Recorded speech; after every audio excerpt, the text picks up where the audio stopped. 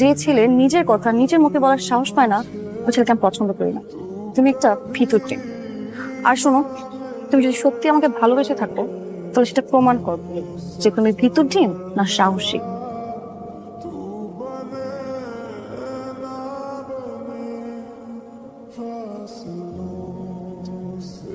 সাহস দেখতে চাইছ তাই না? পুরুষ মানুষকে না সাহস নিয়ে কথা বলতে হয়। ও এটা মাছ, তুমি একা, সবাই কেটে যাও। স্যার, ইয়েস গুড বয়, বলো। স্যার আমার একটা ইম্পর্টেন্ট কোশ্চেন ছিল আপনার কাছে স্যার। বলো, বলে ফেলো। আপনার কি স্যার কোনো সময় মনে চায় যে আপনি স্টুডেন্ট লাইফটা ব্যাক করবেন স্যার? সেটা কিভাবে সম্ভব? স্যার সম্ভব sir. Sir if you don't mind sir, আপনি একটু এখানে বসুন স্যার প্লিজ। মানে স্যার আপনি বসুন।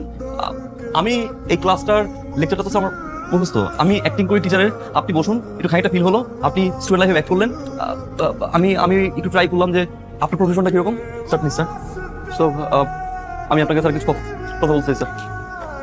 স্যার নীরা, নীরা আমি লাভ ইউ। আমি তোমাকে অনেক বেশি ভালোবাসি নীরা, এবং আমি তোমাকে ছাড়া বাঁচবো না নীরা। এবং আমার মনে হয় আমার চেয়ে বেশি ভালো তোমাকে কষ্ট পারে Nira.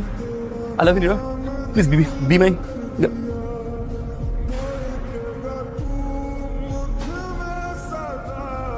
Girlfriend Neera. Yes. Yes, yes. আপনারা নীরার বাবা মা? জি। আর আপনি সিয়ামের মা? জি।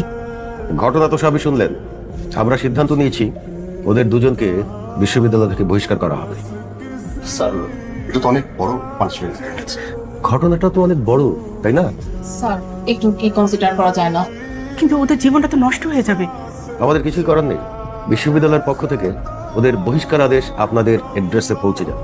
আপনারা আসতে পারেন। স্যার, বিষয়টা যদি আরেকবার একটু বিবেচনা করে দেখতেন। দেখুন, ওদের ফিউচারটা ভেবে একটু বিবেচনা করুন, একটু কনসিডার করুন। চিঠি আপনাদের বাড়িতে পৌঁছে যাবে, খামখা সময় নষ্ট করবেন না। আসুন।